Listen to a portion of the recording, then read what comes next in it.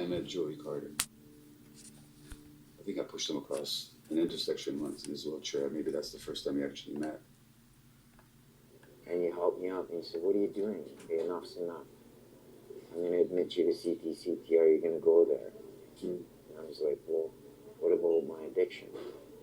And you said, well, what are you using? And I said, well, I've been using morphine and methadone. I said, how many will you give me a day? He said, as many as you have in your pocket.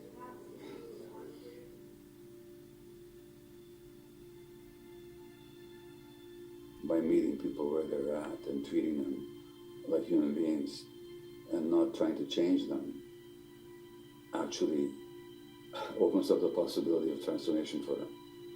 And Joey's a prime example.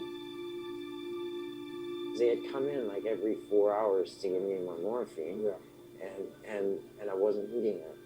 I was saving it, right? And I woke up and there was like morphine all over the bed, and I thought I was in heaven. I do recall your poetry, and you were a very avid writer. Yeah. And you shared some of that with me. Is there one that that you can recite now? Yep. It goes, I misbehave when I crave to push the venom in my veins. I lose all control of my inner soul, and my demons hold the reins. I deceive whoever believes, I twist their open trust. With nefarious precision and tunnel vision, I pursue the venom with lust.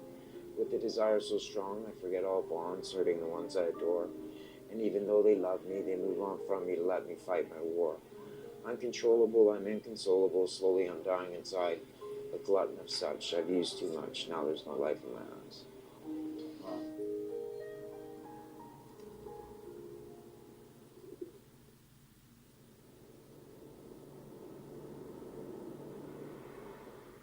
I want to talk to you guys about why you think you got addicted. Like, what did it do for you in the short term that you wanted, that you appreciated?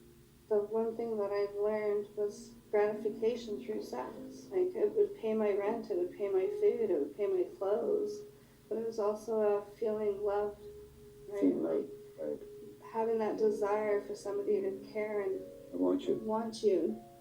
I wouldn't be able to have a sexual relationship if I wasn't using, because I couldn't feel anything towards the other person. It made you feel more alive? Yeah, it made me feel more in tune. Yeah. Yeah, like and I used it to have feelings. I didn't feel pretty, I didn't feel like, and as soon as I would do a little bit of drugs, then my self-esteem would instantly go up. I did so much sports and was on such a strict schedule that when I started to use in like grade 8, grade 9, like I was free. So freedom, sense of aliveness, completion, self-esteem. These are all wonderful things, aren't they? When they talk about addiction being a bad choice, I say, no, it isn't. It's actually a solution to a problem. If we understand that the addiction is not the primary problem, but really a response to trauma, then it becomes obvious that in order to heal addiction, you have to heal the trauma. But it means that you see the wound that's driving that person.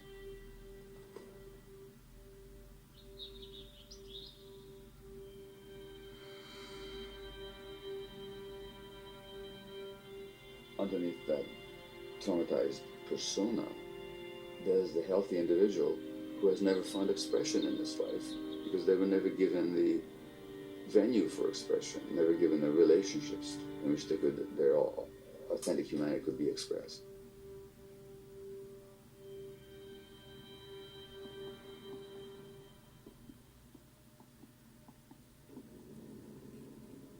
Are we free? Are we conscious? Are we making a decision based on full awareness? Or are we driven by unconscious dynamics that we've inherited or that we developed as a response to childhood trauma? Well, insofar as we're not conscious, we're not free.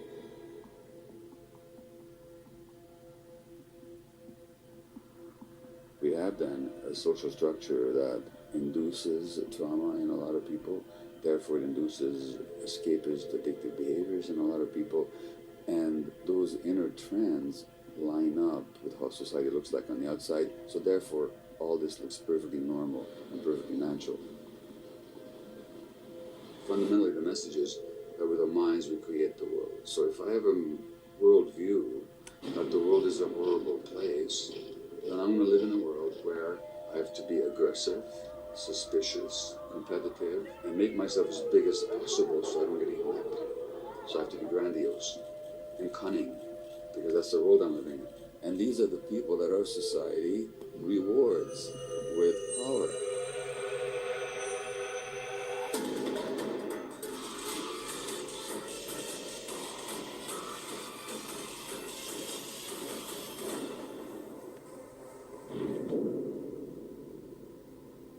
Do you think that the inability of these individuals to manifest real change is a demonstration that what we have are deeply entrenched and traumatized systems that are predicated on unconscious choices, unconscious drives, and that the system cannot, will not alter itself from within itself, but will sustain itself? And it's only sort of new, radical ideas that can alter it.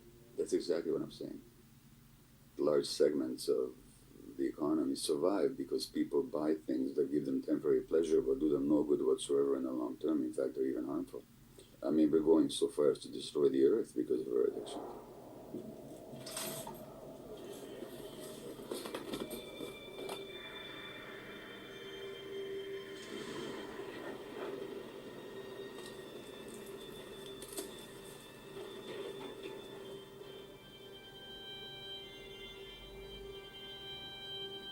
The disconnect from the body of the earth really has to do with the disconnect from our own bodies. The two are together. And the exploitation of the earth as if it was something separate from us has a lot to do with patriarchal domination. I mean, we talk about Mother Earth. Look what we're doing to Mother. It's a mother hatred almost.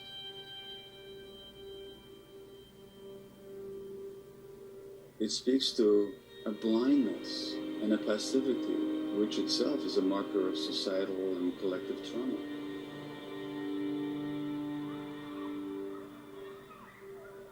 Our schools are full of kids with learning difficulties, mental health issues that are trauma-based. But the average teacher never gets a single lecture on trauma. They're fundamentally working with an essential lack of information. I should barely mention the criminal justice system has no understanding or even acquaintance with the concept of trauma. In fact, they often create policies that further deepen people's trauma. These institutions need to be informed of what trauma is and how to respond to it. I've been in custodies of different states and counties since 18. I struggled with addiction, and they were sending me to these places to get the help that you needed. I had nothing but the authorities telling me it was my fault, because you're choosing this, and I can't keep choosing it, but you're supposed to trust and believe in these people. California industrialized prison. Trauma doesn't know a color, trauma doesn't know an age, trauma doesn't know a tax bracket, trauma doesn't know any of these things. Anybody can be traumatized, anybody. Symptoms of trauma, nightmares and night terrors, inability to love, addictive behavior, insomnia, depression, shame. That's not who you are, but it's a symptom of being traumatized. And we're here to heal each other. We heal in community. When I do these circles with anybody, when they see the extent of childhood trauma in themselves, but also in the people around them, it's a shift. It takes the othering out. It actually brings a human in. And that, as a society, is one of the imperatives that we need to get to. We got to start seeing each other for what happened to us and not what's wrong with us.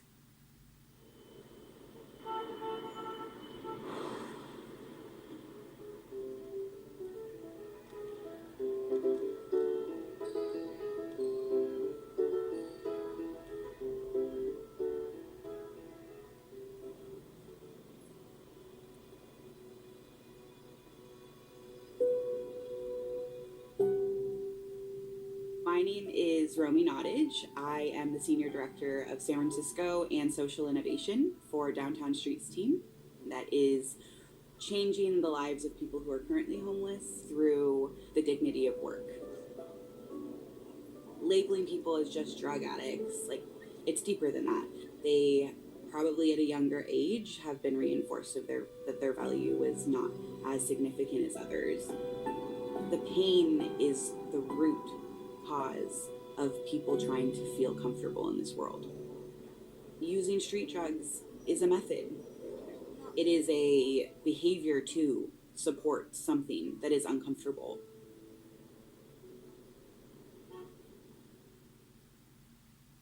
I was homeless for about 15 years. It is the survival of the fittest. I had 3 kids on the street while homeless, walking around, no shoes, selling drugs, doing drugs, hoping they would miscarry. All the babies came out with everything. Meth, crystal, cocaine, everything you could think of. I did utilize those 3 moments in time where I had those babies to just rest up in a nice place and eat a hot meal. Just basically took a shower those 3 times because while I was homeless, most of us don't shower, maybe once a year if that. But I was lucky I had the same foster mom. All 3 boys, Albert, Judson, and James, are all thriving. They're very healthy. I did fight for them. Don't get me wrong. I did try to fight for them, but I wasn't ready to give up the drug life. It was fall, so it was the rain season. I just remember that constant worry about where was I going to go that night? Would I find shelter? Because there's nowhere to go, right? The people that did love me just said, you know what, we're not going to stand by anymore while you kill yourself. We can't do it. It's hurting more. We're dying a harder death than you are. And they just scattered from my life. I was utterly alone.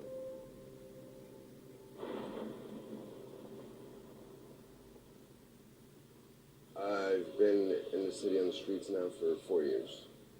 Went to college on my GI Bill. I was in the Army for a total of 11 years. Then I got diagnosed with non-Hodgkin's lymphoma and I retired.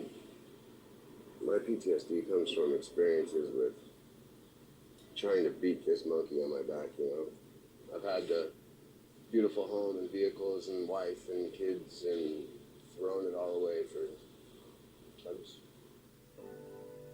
So when you pass by someone homeless on the street, that is such a painful world to live in. And a very important thing to do is acknowledge them and not pretending or literally thinking that no one's sitting right there. How are you doing? Hanging in there? Had a rough sleep last night? You stay in the TL? I do. Yeah. Cool. How long have you been here? I moved here from Atlanta February the 7th. The number one thing that people who are experiencing homelessness suffer from is feeling looked down on. It's like people just passing by them, not acknowledging their experience. That forms an identity that is internalized. Their sense of self has been attacked. Their dignity has been completely reinforced as non-existent every single day. Humanization of homelessness is where we need to start, because we're working with people, we're working with nervous systems, we are working with deflated and traumatized senses of self. To be honest, if I lived in that world, I would want to use too. It'd get me out of it. It'd make me feel not like that for a minute.